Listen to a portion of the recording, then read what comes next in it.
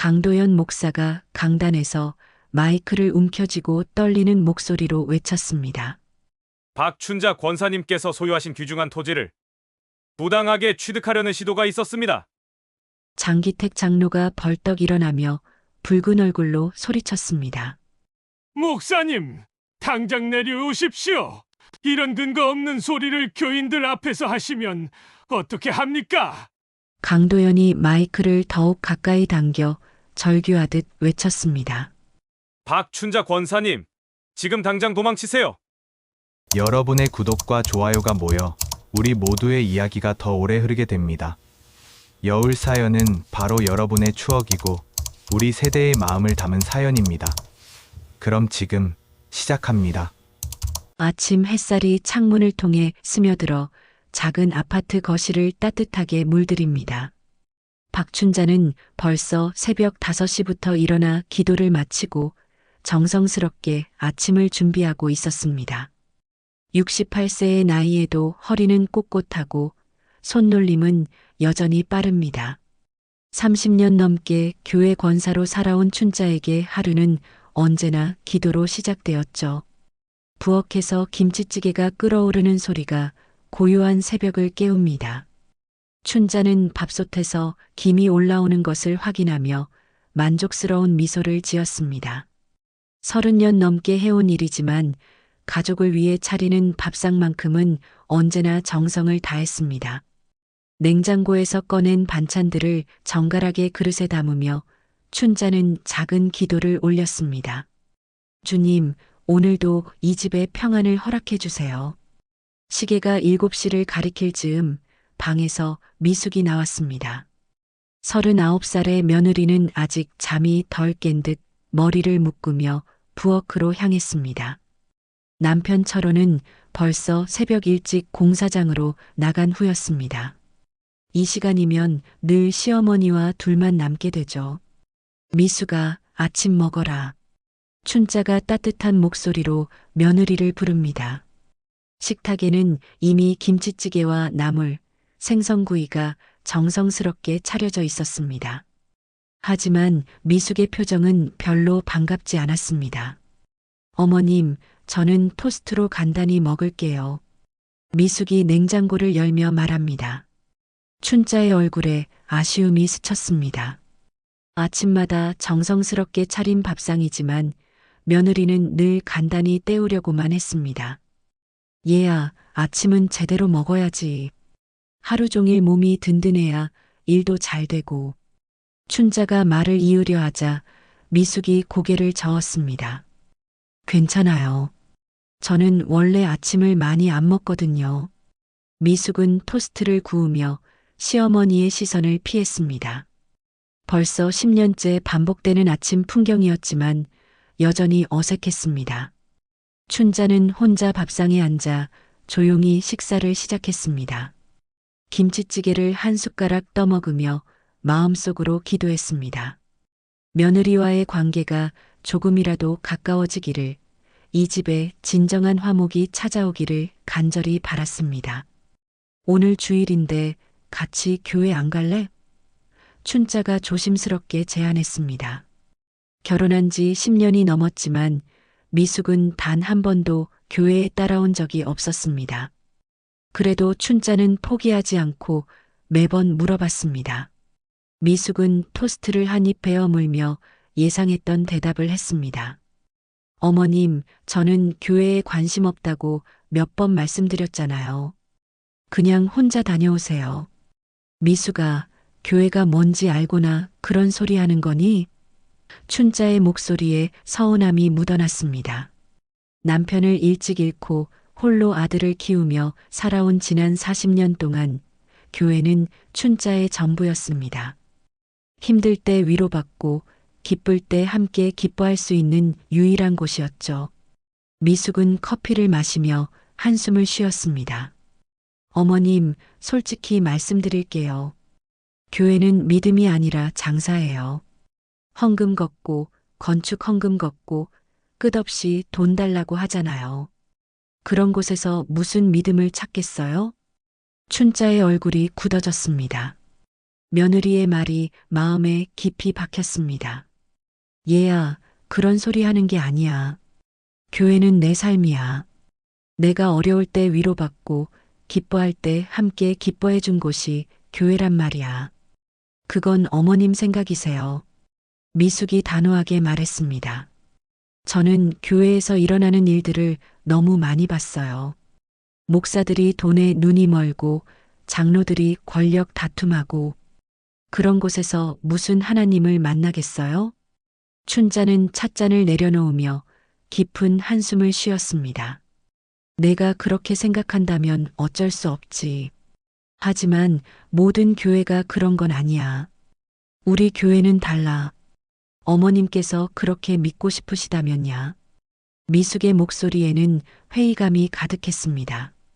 시어머니와 이런 이야기를 할 때마다 미숙은 답답함을 느꼈습니다. 너무나 다른 가치관, 좁혀지지 않는 거리감이 늘 그들 사이에 놓여 있었습니다. 식사를 마친 미숙이 일어서며 말했습니다. 어머님, 저는 마트에 갔다 올게요. 오늘 특가 세일이거든요. 미숙은 가방을 메고 현관문을 향했습니다. 언제 올 거니? 춘자가 뒤에서 물었습니다. 점심 전에는 올게요.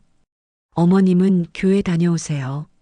미숙이 현관문을 닫고 나가자 집안은 다시 고요해졌습니다.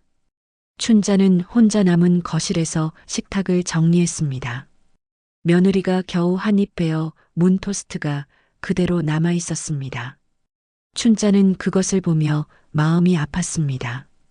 음식을 남기는 것도 서운했지만 무엇보다 며느리와의 마음의 거리가 좁혀지지 않는 것이 가장 힘들었습니다. 거실 한편에 걸린 십자가를 바라보며 춘자는 무릎을 꿇고 기도를 시작했습니다. 주님, 미숙이의 마음을 어루만져 주세요. 언젠가는 주님의 사랑을 알게 해주세요. 이 집의 진정한 평안을 허락해 주세요. 기도를 마친 춘자는 교회 갈 준비를 시작했습니다. 검은색 정장에 작은 십자가 브로치를 달고 성경책과 찬송가를 가방에 정성스럽게 넣었습니다. 거울 앞에서 머리를 단정히 빗으며 춘자는 오늘도 변함없는 믿음으로 주님 앞에 나아갈 마음의 준비를 했습니다. 미숙이 아파트 단지를 나서 마트로 향하는 길, 가을 바람이 살짝 차갑게 느껴졌습니다. 평소보다 일찍 나온 덕분에 마트는 아직 한산했습니다. 미숙은 장바구니를 들고 특가 코너부터 둘러보기 시작했습니다. 시어머니와의 아침 대화가 마음에 걸렸지만 이런 일상적인 활동이 그녀에게는 작은 위안이 되었습니다. 계산대 근처에서 장을 보던 미숙의 귀에 익숙한 목소리들이 들려왔습니다. 시어머니와 같은 교회를 다니는 김 집사와 이 권사가 수군거리며 이야기하고 있었습니다. 미숙은 자연스럽게 그들 근처로 다가가 귀를 기울였습니다. 아이고, 박 권사님 참 안 됐어요. 김 집사가 한숨을 쉬며 말했습니다. 그런 좋은 땅을 그냥 교회에 내놓는다니. 글쎄 말이에요. 시세로 치면 몇 억은 되는 땅인데. 이 권사가 고개를 저으며 답했습니다. 하지만 권사님이 그렇게 결정하신 거라면 미숙의 심장이 빠르게 뛰기 시작했습니다. 그들이 이야기하는 땅이 바로 시어머니 소유의 땅인 것 같았습니다. 춘자가 고향에 물려받은 논밭이 있다는 이야기는 들었지만 그것을 교회에 헌납한다는 이야기는 처음 듣는 것이었습니다. 이번 주일 예배 끝나면 권사님 별실로 모신다네요. 김 집사가 목소리를 낮춰 말했습니다. 땅 서류 관련해서 마무리한다더라고요. 장 장로님이 직접 챙기신다니까 틀림없을 거예요. 이 권사가 주변을 둘러보며 조심스럽게 말했습니다. 건축위원회에서도 벌써 다 계획 세워놨다던데. 미숙은 몸이 굳어지는 것을 느꼈습니다. 시어머니가 그토록 소중히 여기는 교회에서 시어머니 모르게 이런 일들이 진행되고 있다는 것이 믿어지지 않았습니다. 더욱 놀라운 것은 시어머니 본인도 이런 구체적인 계획에 대해서는 모르는 것 같다는 점이었습니다. 그런데 권사님께서 정말 동의하신 건가요? 이 권사가 의문을 표했습니다. 워낙 땅에 대한 애착이 크셨는데 장 장로님 말씀으로는 이미 구두로 약속하셨다네요. 김 집사가 확신에 찬 목소리로 대답했습니다. 교회 건축을 위해서라면 기꺼이 헌신하시겠다고. 미숙은 더 이상 듣고 있을 수가 없었습니다. 급하게 장을 마치고 계산을 끝낸 후 마트를 나섰습니다. 집으로 돌아가는 길 내내 머릿속이 복잡했습니다. 시어머니를 좋아하지는 않았지만 이런 식으로 당하는 것을 보고만 있을 수는 없었습니다. 집에 도착했을 때 춘자는 이미 교회에 간 후였습니다. 미숙은 휴대폰을 꺼내 인터넷에서 춘자가 다니는 교회 홈페이지를 찾아봤습니다. 목사 이름은 강도연 담임 목사로 부임한 지 3년째였습니다. 교회 소개란에는 화려한 수식어들이 나열되어 있었지만 미숙의 눈에는 모든 것이 의심스럽게 보였습니다. 미숙은 교회 홈페이지에서 목사의 이메일 주소를 찾아 익명으로 메일을 보내기로 결심했습니다. 컴퓨터 앞에 앉아 신중하게 메일을 작성하기 시작했습니다. 목사님께, 저는 박춘자 권사님의 가족입니다. 권사님께서 소유하신 땅과 관련해서 우려되는 이야기를 들었습니다. 일부 장로님들이 권사님의 땅을 노리고 있다는 소문이 있습니다. 이번 주일 예배 후 별실에서 무슨 일이 일어날 예정인지 아시나요? 권사님은 연세도 많으시고 판단력이 흐려지실 수 있습니다. 제발 권사님을 보호해 주세요. 메일을 다시 한번 읽어보고 미숙은 전송 버튼을 눌렀습니다. 과연 이 목사가 신뢰할 만한 사람인지는 확신할 수 없었지만 지금으로서는 이것이 최선의 방법이라고 생각했습니다. 한편 교회에서는 강도연 목사가 예배 준비를 하며 마음속으로 고민에 빠져 있었습니다. 최근 장기택 장로를 비롯한 몇몇 장로들의 행동이 수상했습니다. 교회 건축 기금 관리에 대해 자세한 설명을 요구해도 모호한 답변만 돌아왔고 박춘자 권사의 토지 헌납건도 구체적인 내용을 파악하기 어려웠습니다. 강도연은 신학교를 갓 졸업하고 이 교회에 부임했을 때의 순수한 마음을 떠올렸습니다. 하나님의 말씀을 전하고 교인들을 돌보는 것이 목사의 사명이라고 믿었는데 현실은 그렇게 단순하지 않았습니다. 교회 내의 권력 구조와 금전적 이해관계가 복잡하게 얽혀 있었고 그 사이에서 진실을 찾기가 쉽지 않았습니다. 목사실로 돌아온 강도연은 컴퓨터를 켜고 이메일을 확인했습니다. 그때 익명으로 온 메일 하나가 그의 시선을 끌었습니다. 메일을 읽어 내려가면서 강도연의 표정이 점점 굳어졌습니다. 그가 막연하게 느끼던 불안감이 구체적인 현실로 다가오는 순간이었습니다. 박춘자 권사님의 가족이라니. 강도연은 메일을 다시 한번 천천히 읽었습니다. 그동안 의심스럽게 여겼던 장로들의 움직임이 이제야 명확해졌습니다. 박춘자 권사는 교회에서 가장 신실한 교인 중 한 분이었고 그런 분의 선의를 이용한다는 것은 목사로서 절대 용납할 수 없는 일이었습니다. 강도연은 일어나서 창밖을 바라봤습니다. 교회 마당에는 벌써 교인들이 하나둘 모여들고 있었습니다. 그 중에서 박춘자 권사의 모습도 보였습니다. 언제나처럼 단정한 차림으로 성경책을 들고 있는 권사님을 보며 강도연은 마음을 굳게 먹었습니다. 이번 주일이 중요한 고비가 될 것 같군. 강도연은 책상 위에 성경을 펼치며 기도하기 시작했습니다. 주님, 저에게 지혜를 주시고 의로운 길을 갈 수 있도록 도와주세요. 예배 시간이 다가오면서 교회 안은 점점 분주해졌습니다. 하지만 아무도 모르는 사이에 이미 큰 파란이 일어나기 시작한 것이었습니다. 일요일 아침 미숙은 평소보다 일찍 잠에서 깼습니다.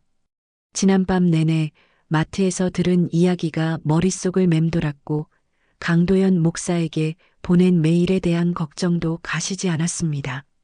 시어머니를 좋아하지는 않았지만 그렇다고 해서 속임을 당하는 것을 보고만 있을 수는 없었습니다. 부엌에서 들리는 소리로 보아 춘자는 벌써 일어나 아침 준비를 하고 있는 것 같았습니다. 미숙은 평소와 다른 결심을 하며 침실에서 나왔습니다. 거실로 나오자 정갈하게 차려진 아침상과 단정히 옷을 갈아입은 춘자의 모습이 보였습니다. 어머님, 오늘은 제가 같이 갈게요. 미숙이 조심스럽게 말했습니다. 찻잔을 들고 있던 춘자의 손이 잠시 멈췄습니다.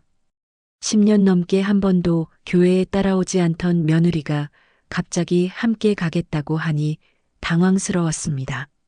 정말이야? 갑자기 왜? 춘자의 목소리에는 놀라움과 함께 기쁨이 섞여 있었습니다.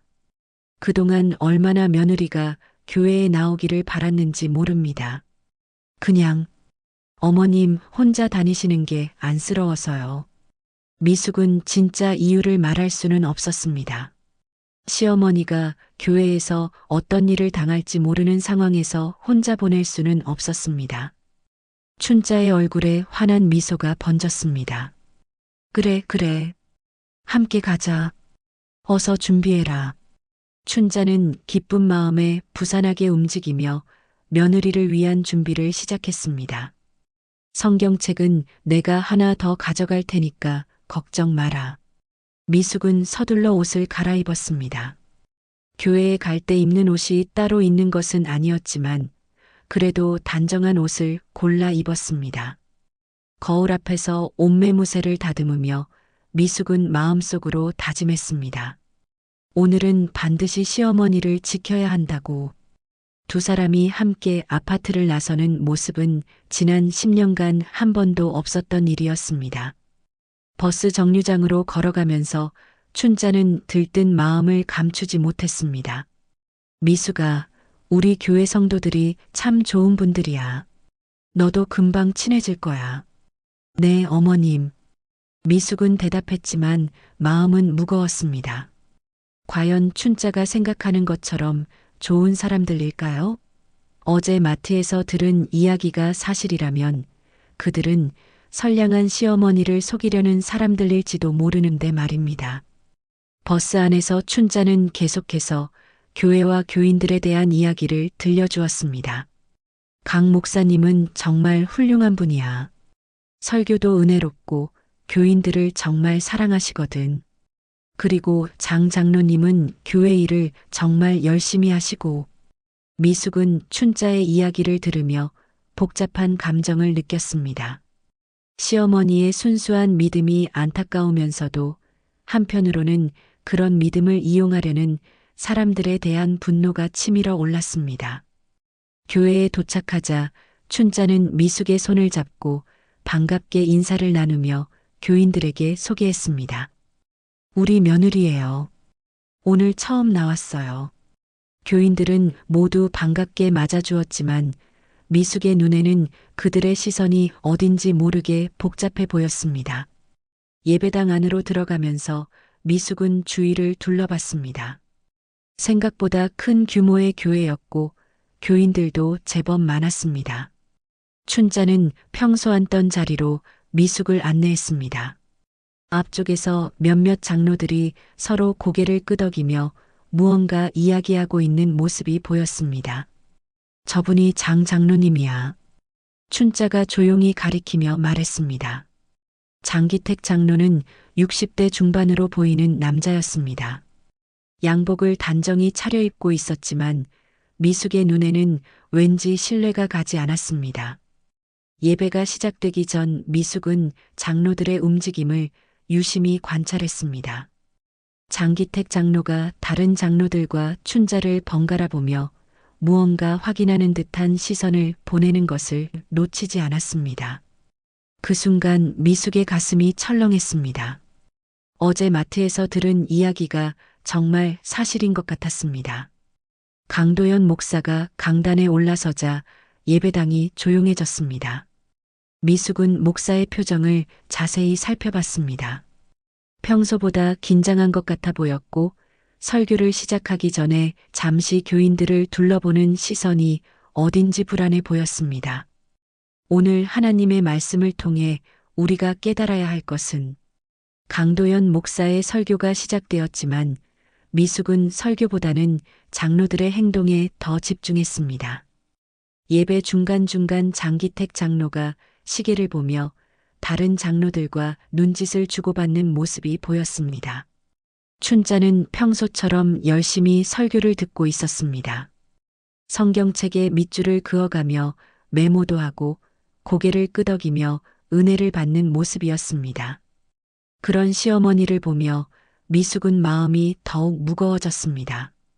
이렇게 순수하게 믿고 있는 사람을 속이려 한다니 정말 용서할 수 없는 일이었습니다. 설교가 끝나고 찬송이 시작되자 미숙은 다시 한번 장로들을 살펴봤습니다. 장기택 장로가 옆 장로에게 뭔가 귓속말을 하는 모습이 보였습니다. 그리고 그 장로는 고개를 끄덕이며 춘자 쪽을 힐끗 보았습니다.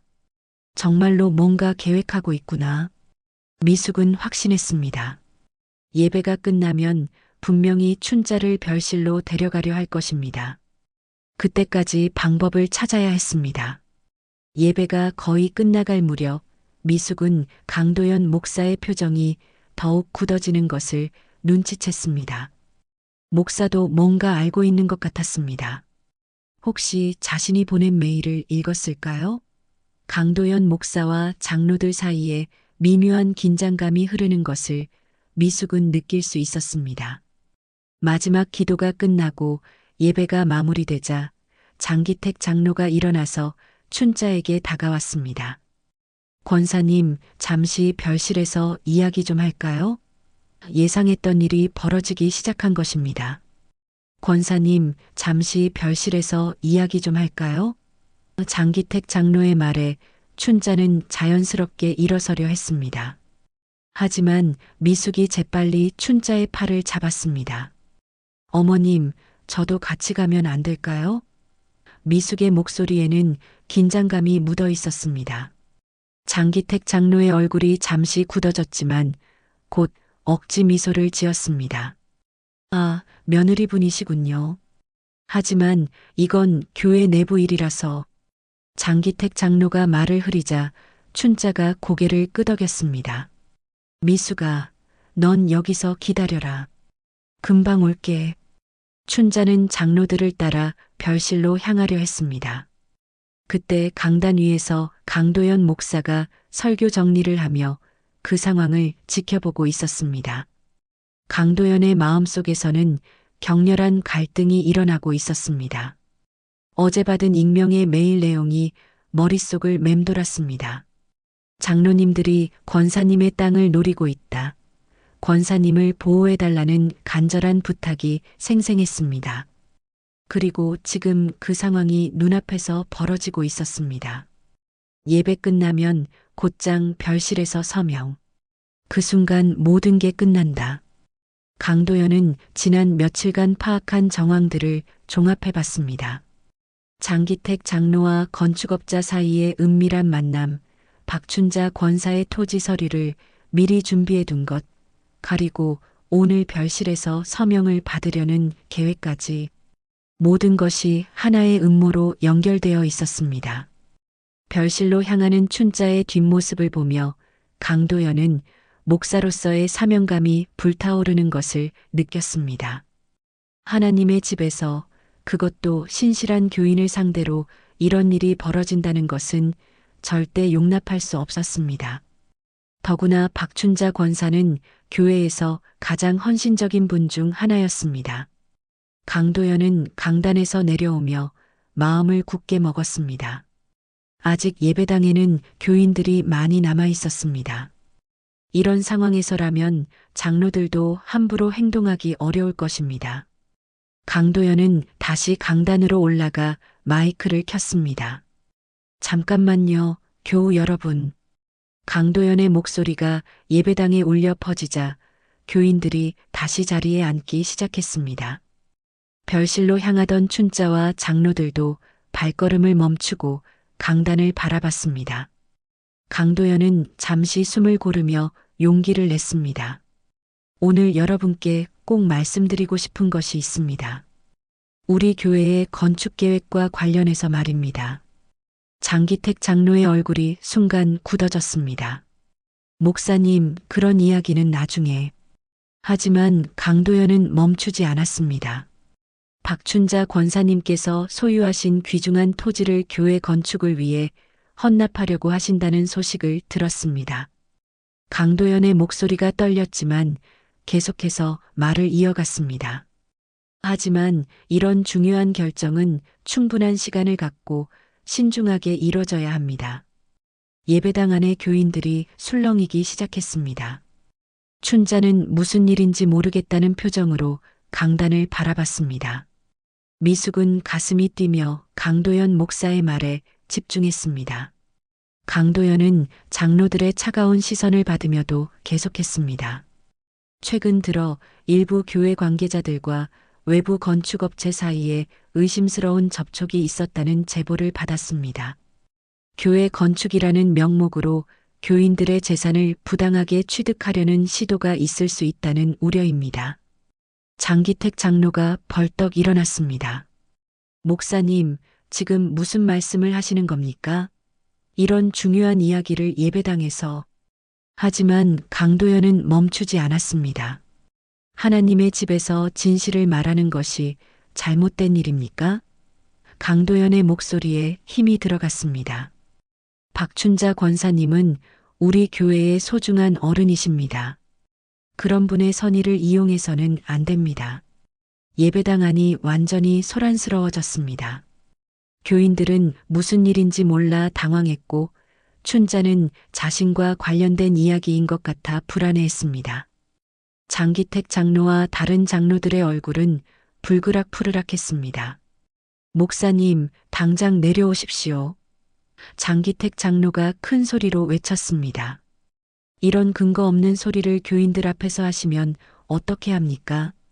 그 순간 강도연은 마이크를 더욱 가까이 당겨 큰 소리로 외쳤습니다. 박춘자 권사님, 지금 당장 도망치세요. 지금 당장. 예배당 전체가 순간 조용해졌습니다. 모든 교인들의 시선이 춘자에게 집중되었습니다. 춘자는 영문을 모른 채 어리둥절한 표정으로 서 있었습니다. 그때 미숙이 재빨리 일어나 춘자의 팔을 잡았습니다. 어머님, 빨리 가요. 미숙은 주저하지 않고 춘자의 손을 잡고 예배당 출구로 향했습니다. 춘자는 상황을 제대로 파악하지 못한 채 며느리에게 이끌려 걸어갔습니다. 잠깐, 권사님. 장기택 장로가 뒤따라왔지만 예배당 안의 교인들이 모두 이 상황을 지켜보고 있어서 강제로 막을 수는 없었습니다. 다른 장로들도 당황한 표정으로 서로를 바라봤습니다. 어떻게 된 거야, 미숙아? 춘자가 걸어가면서 물었습니다. 하지만 미숙은 대답할 여유가 없었습니다. 일단 이곳을 벗어나는 것이 급선무였습니다. 예배당 문을 나서면서 미숙은 뒤를 돌아봤습니다. 강도연 목사는 여전히 강단에서 장로들과 대치하고 있었고 교인들은 무슨 일인지 몰라 웅성거리고 있었습니다. 그 모든 시선이 자신들을 향하고 있다는 것을 미숙은 알고 있었습니다. 교회 밖으로 나온 두 사람은 빠른 걸음으로 버스 정류장을 향했습니다. 춘자는 계속해서 무슨 일이냐고 물었지만 미숙은 일단 집에 가서 차근차근 설명하겠다고 답할 뿐이었습니다. 버스를 기다리면서 미숙은 가슴이 뛰는 것을 느꼈습니다. 강도연 목사가 용기를 내어 진실을 폭로한 덕분에 최악의 상황은 피할 수 있었습니다. 하지만 이제 시작일 뿐이라는 것을 미숙은 잘 알고 있었습니다. 춘자는 버스 안에서도 계속 불안해했습니다. 도대체 무슨 일이야? 목사님이 왜 그런 말씀을 하신 거야? 미숙은 춘자의 손을 꼭 잡으며 말했습니다. 어머님, 집에 가서 천천히 말씀드릴게요. 지금은 너무 복잡해요. 집에 도착한 춘자와 미숙은 현관문을 닫자마자 무거운 침묵에 휩싸였습니다. 춘자는 소파에 주저앉으며 성경책을 무릎 위에 올려놓았습니다. 30년간 다닌 교회에서 일어난 일이 도무지 이해가 되지 않았습니다. 미숙은 부엌에서 물을 한 잔 따라와 시어머니에게 건넸습니다. 어머님, 진정하세요. 천천히 설명드릴게요. 미숙이 춘자 옆에 앉으며 조심스럽게 말을 꺼냈습니다. 사실 어제 마트에서 이상한 이야기를 들었어요. 어머님이 소유하신 땅을 교회에 헌납한다는. 춘자의 눈이 커졌습니다. 내가 언제 그런 말을 했니? 고향 땅 이야기 말이야? 춘자는 당황스러운 표정으로 며느리를 바라봤습니다. 고향에 물려받은 논밭이 있기는 했지만 그것을 교회에 헌납하겠다고 한 적은 없었습니다. 김 집사님과 이 권사님이 그런 이야기를 하더라고요. 오늘 예배 후에 별실에서 땅 서류 관련해서 마무리한다고. 미숙이 어제 들은 대화를 자세히 전했습니다. 춘자는 점점 얼굴이 굳어갔습니다. 그런데 왜 나한테는 아무 말도 없었을까? 춘자의 목소리가 떨렸습니다. 장 장로님이 교회 건축을 위해 헌신해달라고 말씀하신 적은 있지만 구체적으로 땅을 달라고 한 건 아니었는데 그때 현관문이 열리는 소리가 났습니다. 아들 철호가 일찍 들어온 것이었습니다. 평소 같으면 저녁 때나 들어오는데 오늘은 유난히 빨랐습니다. 철호는 현관에서 신발을 벗으며 거실을 힐끗 봤습니다.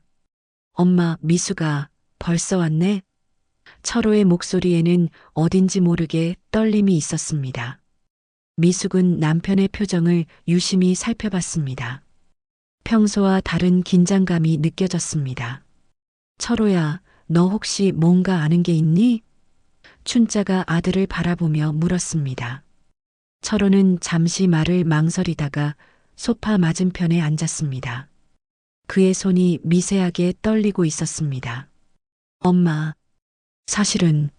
철호가 말을 시작하려다가 다시 입을 다물었습니다. 미숙은 남편의 이상한 행동을 눈치채고 더욱 의심스럽게 바라봤습니다. 뭔가 있는 거죠? 미숙이 날카롭게 물었습니다. 오늘 교회에서 그런 일이 있었는데 당신도 관련이 있는 거 아니에요?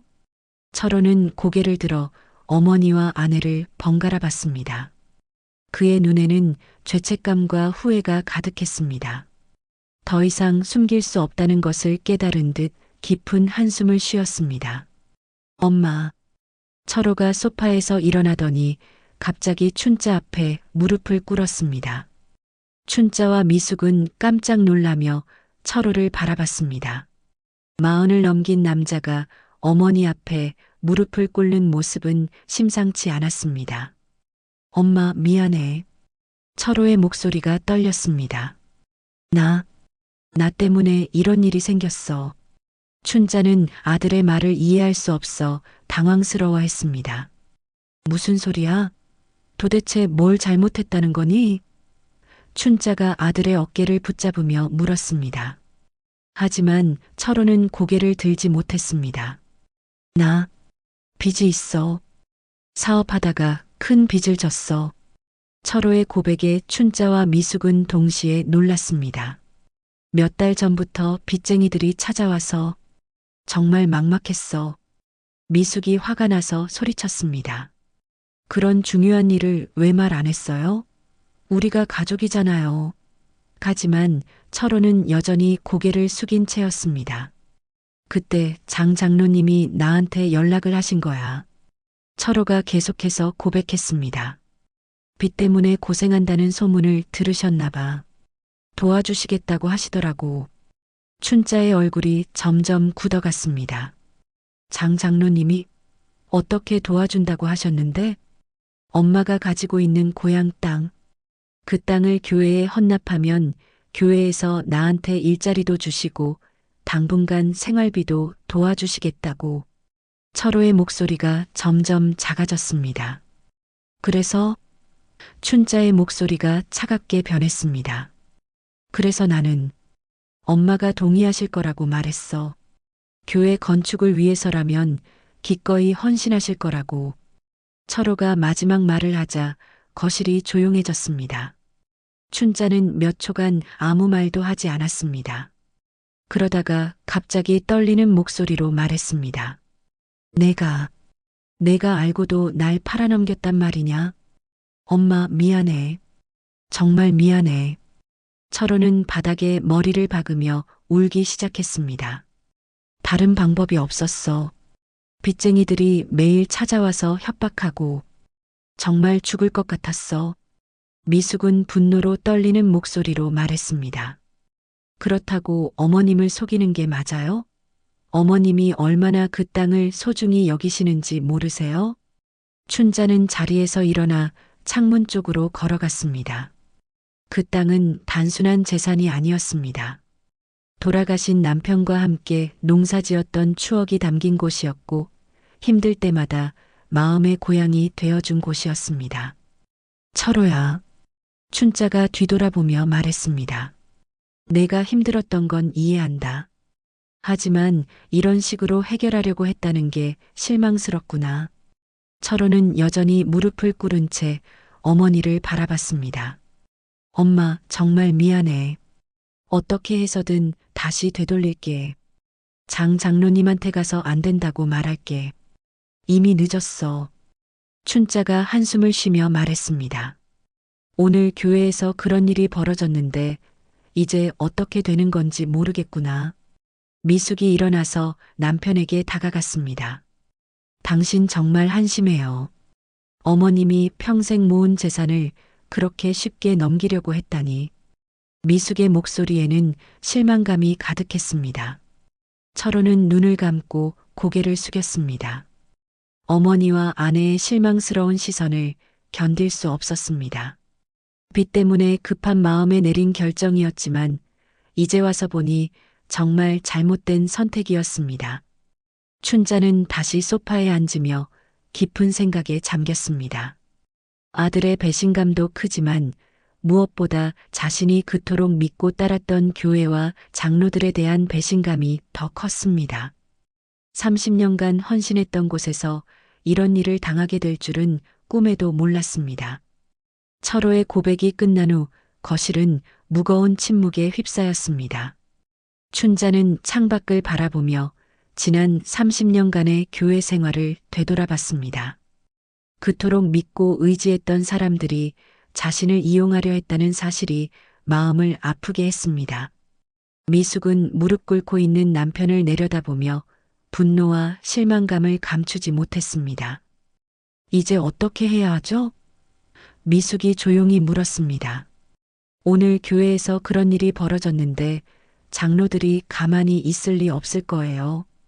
춘자는 고개를 끄덕였습니다. 그래, 분명히 보복을 하려고 할 거야. 장 장로님이 그런 분이 아니거든. 춘자의 목소리에는 두려움보다는 결연함이 담겨 있었습니다. 미숙은 갑자기 일어나서 컴퓨터 쪽으로 걸어갔습니다. 어머님, 그냥 당하고만 있을 수는 없어요. 우리도 준비를 해야 해요. 미숙의 눈에는 강한 의지가 빛나고 있었습니다. 뭘 어떻게 준비한다는 거니? 춘자가 의아해하며 물었습니다. 미숙은 컴퓨터를 켜면서 설명했습니다. 증거를 모아야 해요. 그들이 어머님을 속이려 했다는 증거를 말이에요. 철호가 고개를 들며 말했습니다. 내가 도울게. 장 장로님과 주고받은 문자 메시지들이 있어. 미숙은 남편을 돌아보며 냉정하게 말했습니다. 지금 와서 도움이 되고 싶다고 해도 늦었어요. 당신은 이미 공범이나 다름없어요. 미숙아. 철호가 애원하는 목소리로 불렀지만 미숙은 이미 인터넷 검색을 시작하고 있었습니다.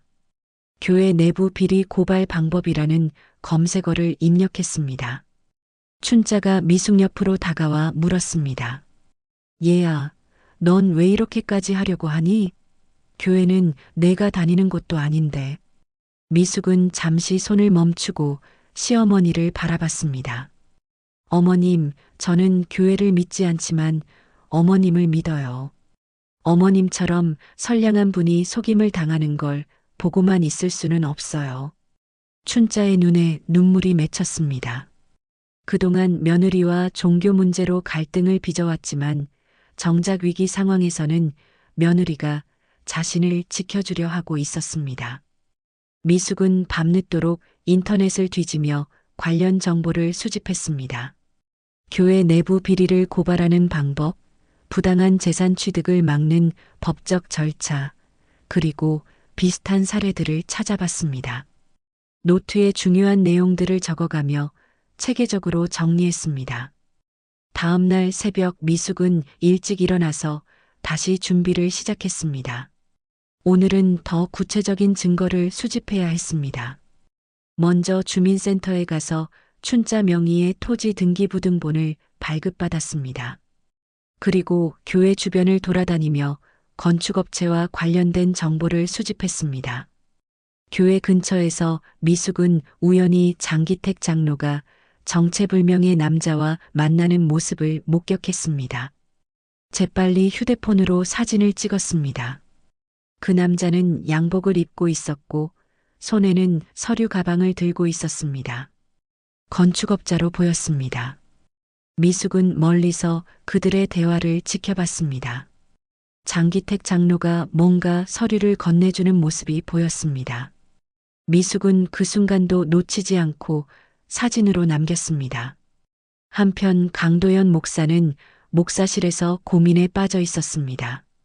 어제 예배당에서 벌어진 일로 인해 장로회에서 그의 사임을 요구하고 나선 상황이었습니다.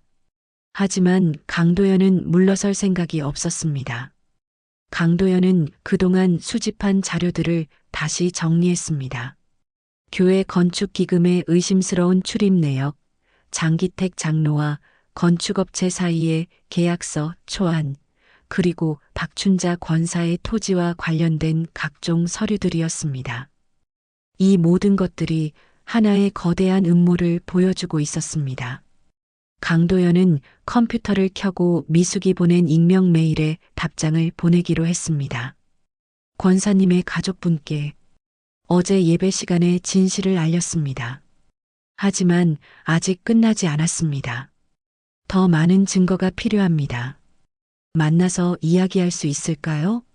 미숙은 집에 돌아와서 강도연 목사의 답장을 확인했습니다. 목사도 같은 생각이라는 것을 알고 안도감을 느꼈습니다. 미숙은 곧바로 답장을 보냈습니다. 내일 오후 카페에서 만나실까요? 그날 저녁 식사 시간 가족들은 어색한 분위기 속에서 밥을 먹었습니다. 철호는 여전히 죄책감에 시달리고 있었고 춘자는 복잡한 심경을 감추지 못했습니다. 미숙만이 차분하게 앞으로의 계획을 생각하고 있었습니다. 어머님, 내일 저와 함께 나가실 수 있으세요? 미숙이 조심스럽게 물었습니다. 강 목사님을 만나기로 했어요. 춘자는 포크를 내려놓으며 고개를 끄덕였습니다. 그래, 함께 가자. 목사님께 직접 사과도 드려야 하고. 사과요? 왜요? 미숙이 의아해하며 물었습니다. 목사님이 나 때문에 곤란해지셨잖니. 장로들이 가만히 두지 않을 거야. 춘자의 목소리에는 걱정이 묻어 있었습니다. 미숙은 시어머니의 손을 잡았습니다. 어머님, 잘못한 건 저희가 아니에요. 강 목사님은 옳은 일을 하신 거예요. 그 순간 춘자는 며느리의 눈을 바라보며 새로운 결심을 했습니다. 그동안 교회만 믿고 살아왔지만 이제는 가족을 믿어야 할 때라는 것을 깨달았습니다. 미숙아, 고마워. 춘자가 진심으로 말했습니다. 이젠 내가 너희를 믿겠다. 미숙의 눈에도 눈물이 맺혔습니다. 그동안 종교 때문에 갈등을 빚었지만 이제야 진정한 가족이 되어가는 것 같았습니다. 철호는 그런 두 사람을 바라보며 더욱 죄책감을 느꼈지만 동시에 이 상황을 바로잡아야 한다는 결심도 굳어갔습니다. 밤이 깊어갈수록 미숙은 더욱 세밀한 계획을 세웠습니다. 내일 강도연 목사와의 만남에서 모든 정보를 공유하고 앞으로의 대응 방안을 논의해야 했습니다. 춘자를 지키기 위한 본격적인 반격이 시작되려 하고 있었습니다. 다음 날 오후 춘자와 미숙은 강도연 목사와 만나기로 한 카페에 도착했습니다. 조용한 구석자리에 앉은 강도연의 얼굴에는 피로와 걱정이 역력했습니다. 어제 예배당에서 벌어진 일로 인해 장로회의 거센 압박을 받고 있는 상황이었습니다. 권사님, 정말 죄송합니다. 강도연이 일어나서 깊게 고개를 숙였습니다. 제가 좀 더 일찍 알았다면 이런 일까지는 벌어지지 않았을 텐데. 춘자가 손을 저으며 말했습니다. 목사님, 고개 드세요. 오히려 제가 감사드려야 할 뿐이에요. 목사님이 아니었다면 저는 정말 큰 손해를 볼 뻔했어요. 미숙이 가방에서 준비해온 자료들을 꺼내며 말했습니다. 목사님, 저희가 수집한 증거들을 보여드릴게요. 탁자 위에 토지 등기부등본, 장기택 장로와 건축업자의 만남을 찍은 사진들, 그리고 철호가 제공한 문자 메시지 캡처 화면들이 펼쳐졌습니다. 강도연이 자료들을 하나씩 살펴보며 감탄했습니다. 정말 치밀하게 준비하셨네요. 저도 교회 내부 자료들을 가져왔습니다. 강도연은 자신의 가방에서 서류들을 꺼냈습니다. 이것은 교회 건축기금 관리 대장입니다. 여기 보시면 의심스러운 출입 내역들이 있어요. 강도연이 손가락으로 가리키며 설명했습니다. 그리고 이것은 장기택 장로가 건축업체와 주고받은 계약서 초안입니다. 아직 정식 계약은 아니지만 권사님의 토지가 이미 포함되어 있어요. 미숙이 놀라며 말했습니다. 벌써 계약서까지 준비해놨다니 정말 치밀하게 계획한 거네요. 춘자는 서류를 보며 분노가 치밀어 올랐습니다. 내가 동의하지도 않았는데 어떻게 이런 일이 가능한 거예요? 내 땅인데. 법적으로는 불가능합니다. 강도연이 단호하게 말했습니다. 하지만 권사님께서 교회 건축을 위해 기꺼이 헌신하겠다고 구두로 약속하셨다고 주장할 거예요. 그리고 권사님의 연세를 고려할 때 판단력이 흐려졌다고 말할 수도 있고요. 미숙이 화가 나서 말했습니다. 그런 억지가 어디 있어요? 어머님은 멀쩡하시잖아요. 강도연이 고개를 끄덕였습니다. 저도 그렇게 생각합니다. 하지만 그들은 이미 모든 것을 계획해놨어요. 특히 장기택 장로는 교회 내에서 영향력이 커서 많은 교인들이 그의 말을 믿을 거예요. 춘자가 한숨을 쉬며 말했습니다. 목사님, 그럼 우리는 어떻게 해야 하나요? 이대로 당하고만 있어야 하나요? 강도연의 눈에 결연한 빛이 떠올랐습니다. 공동의회를 열어야 합니다. 모든 교인들 앞에서 진실을 밝혀야 해요. 미숙이 의아해하며 물었습니다. 공동의회요? 그게 뭐예요? 교회의 중요한 안건을 결정할 때 모든 교인들이 모여서 토론하고 결정하는 회의입니다. 강도연이 설명했습니다. 교회 건축 같은 큰 사안은 반드시 공동의회를 거쳐야 해요. 춘자가 걱정스럽게 말했습니다. 하지만 장로님들이 그런 회의를 열도록 허락할까요? 제가 목사로서 요구하면 거부할 수 없습니다. 강도연이 자신 있게 말했습니다.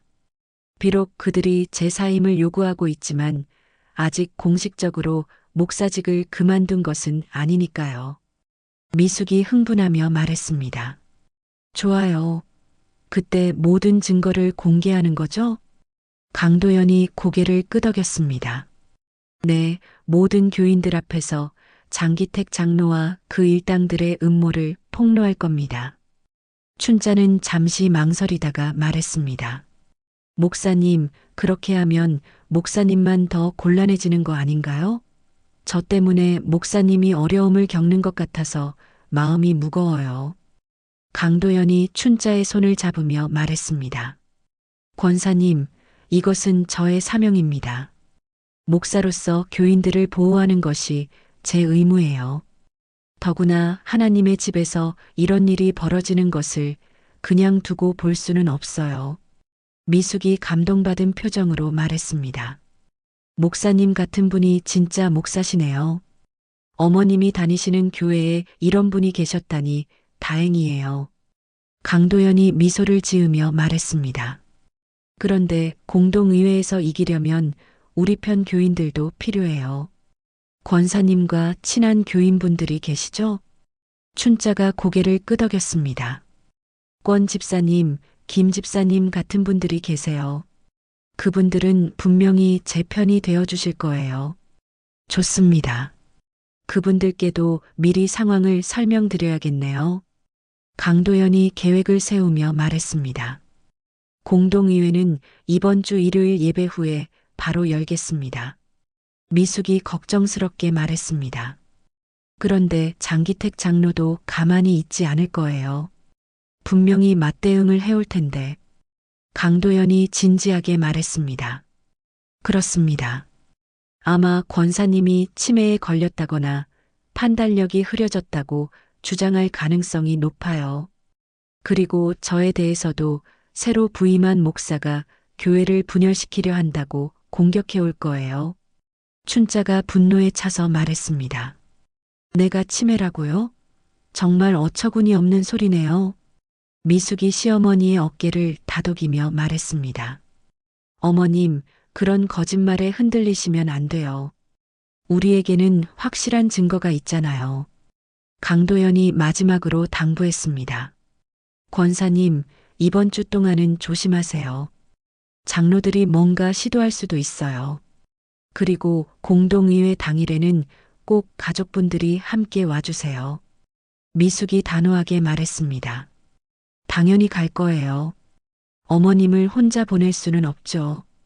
카페를 나서면서 춘자는 마음이 한결 가벼워졌습니다.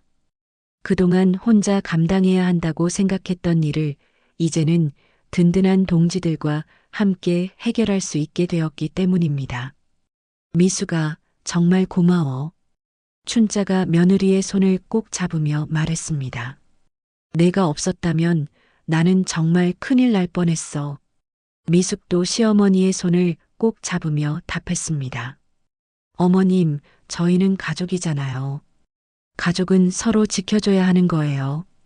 집으로 돌아가는 길, 두 사람의 마음은 결연했습니다.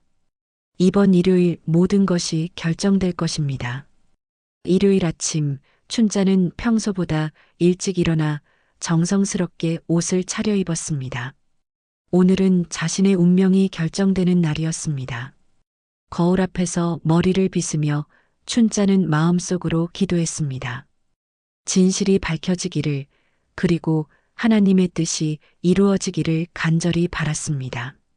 미숙과 철호도 함께 교회에 갈 준비를 했습니다. 철호는 지난 며칠간 죄책감에 시달렸지만 오늘만큼은 어머니를 지켜야 한다는 각오를 다졌습니다. 세 사람이 함께 교회에 가는 것은 이번이 처음이었습니다. 교회에 도착하자 평소와 다른 분위기가 감돌았습니다. 교인들은 서로 수군거리며 이야기를 나누고 있었고 장로들은 심각한 표정으로 모여 있었습니다. 지난주 일요일에 벌어진 일로 인해 교회 전체가 술렁이고 있었습니다. 예배가 시작되자 강도연 목사가 강단에 올라섰습니다. 그의 얼굴에는 평소보다 더 굳은 결의가 서려 있었습니다. 설교 중간중간 장기택 장로와 다른 장로들이 불편한 표정을 짓는 모습이 보였습니다. 예배가 끝나자 강도연이 마이크를 다시 잡았습니다. 교우 여러분, 오늘 예배 후에 임시 공동의회를 개최하겠습니다. 교회 건축과 관련된 중요한 안건을 논의해야 합니다. 장기택 장로가 벌떡 일어나며 항의했습니다. 목사님, 이런 중요한 회의를 갑자기 열 수는 없습니다. 사전에 공지도 없었고 긴급한 사안입니다. 강도연이 단호하게 말했습니다. 교회 재정과 교인의 재산에 관련된 문제는 하루라도 늦출 수 없습니다. 교인들은 무슨 일인지 몰라 웅성거렸습니다. 춘자는 미숙과 철호 사이에 앉아 긴장한 표정으로 앞을 바라봤습니다. 공동의회가 시작되자 강도연이 먼저 발언했습니다. 오늘 여러분께 심각한 문제를 알려드려야 합니다. 우리 교회의 일부 임원들이 박춘자 권사님의 재산을 부당하게 취득하려는 시도를 했습니다. 예배당이 술렁였습니다. 장기택 장로가 화가 나서 일어났습니다. 목사님, 그런 근거 없는 말씀을 하시면 안 됩니다. 권사님께서 교회 건축을 위해 기꺼이 헌신하겠다고 약속하신 일입니다. 그렇다면 권사님께 직접 확인해 보죠. 강도연이 춘자를 바라보며 말했습니다. 권사님, 본인의 토지를 교회에 헌납하겠다고 약속하신 적이 있습니까? 춘자가 천천히 일어나서 명확하게 대답했습니다. 아닙니다. 저는 그런 약속을 한 적이 없습니다. 교회 건축을 위해 도움이 되고 싶다는 마음은 있었지만 제 땅을 헌납하겠다고 구체적으로 약속한 적은 없습니다. 장기택 장로가 반박했습니다. 권사님은 치매입니다. 기억을 못 하시는 거예요.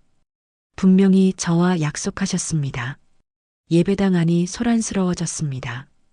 그때 미숙이 일어나서 큰 소리로 말했습니다. 거짓말입니다. 증거를 보시죠. 미숙은 준비해온 자료들을 꺼내 들었습니다. 여기 장기택 장로님이 건축업자와 만나는 사진이 있습니다. 어머님의 동의도 없이 이미 계약서까지 준비해놨어요. 강도연이 프로젝터를 켜서 화면에 증거 자료들을 띄웠습니다. 장기택 장로와 건축업자의 만남 사진, 계약서, 초안, 의심스러운 자금 출입 내역들이 차례로 나타났습니다. 교인들이 웅성거리며 놀라는 소리가 예배당을 가득 메웠습니다. 장기택 장로의 얼굴이 붉어졌습니다. 이것들은 조작된 자료입니다. 새로운 목사가 교회를 분열시키려고. 그때 철호가 일어나서 울먹이는 목소리로 고백했습니다. 제가 증인입니다. 장 장로님이 저에게 직접 말씀하셨어요. 제 빚을 대신 갚아주시는 대신 어머니 땅을 교회에 헌납하도록 설득해달라고. 철호는 무릎을 꿇으며 계속했습니다. 엄마, 미안해. 내가 다 잘못했어. 빚 때문에 정신이 없어서 어머니를 배신했어요. 춘자는 아들을 바라보며 눈물을 흘렸습니다. 하지만 화가 나기보다는 안타까운 마음이 더 컸습니다. 교인들 사이에서 장기택 장로를 비난하는 목소리가 나오기 시작했습니다. 정말 그런 일이 있었던 거예요? 권사님을 그렇게 속이려 했다니. 장기택 장로가 마지막 발악을 했습니다. 여러분, 속지 마세요. 이것은 새로운 목사가 꾸민 음모입니다. 교회를 분열시키려는. 하지만 이미 증거는 명확했습니다. 다른 장로들도 하나둘 장기택 장로에게서 등을 돌리기 시작했습니다. 강도연이 마지막으로 선언했습니다. 이 문제는 법적 조사를 받아야 합니다. 그리고 저는 목사로서의 책임을 지고 사임하겠습니다. 교인들이 놀라며 말렸습니다. 목사님, 왜요? 목사님은 옳은 일을 하신 거잖아요. 강도연이 고개를 저었습니다.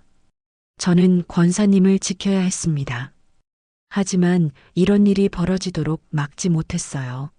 제 소명은 여기까지입니다. 춘자가 일어나서 강도연에게 깊게 고개를 숙였습니다. 목사님, 감사합니다. 목사님이 아니었다면 저는 정말 큰 피해를 당할 뻔했어요. 공동의회가 끝난 후 교회 마당에서 춘자는 미숙의 손을 꼭 잡았습니다. 미숙아, 내가 교회를 지킨 줄 알았는데 결국 내가 날 지켰구나. 미숙은 눈물을 흘리며 대답했습니다. 어머님, 저는 교회를 믿지 않지만 어머님은 믿었어요. 어머님은 교회를 믿으셨지만 저는 어머님을 믿었어요. 철호도 다가와서 어머니와 아내에게 고개를 숙였습니다. 정말 미안합니다. 앞으로는 가족을 위해 정직하게 살겠습니다. 몇 주 후 장기택 장로와 공범들은 법적 조사를 받게 되었습니다. 강도연 목사는 사임을 철회하고 교인들의 신뢰 속에서 목회를 계속하게 되었습니다. 햇살이 비치는 작은 마당에서 춘자와 미숙은 함께 빨래를 널고 있었습니다. 오랜 갈등을 넘어 진정한 가족이 된 두 사람의 얼굴에는 평온한 미소가 번져 있었습니다. 종교는 달랐지만 서로를 향한 사랑과 신뢰는 그 어떤 믿음보다도 강했습니다. 오늘 사연 마음에 남으셨나요? 여울 사연은 여러분과 함께 만드는 이야기입니다. 구독과 좋아요로 마음을 전해주시면 더 많은 추억과 위로를 이어갈 힘이 됩니다. 영상을 보며 나누고 싶은 이야기나 떠오른 추억이 있으시다면 댓글로 남겨주세요. 여러분이 들려주신 소중한 이야기에 제가 정성스럽게 답글로 함께하겠습니다. 감사합니다.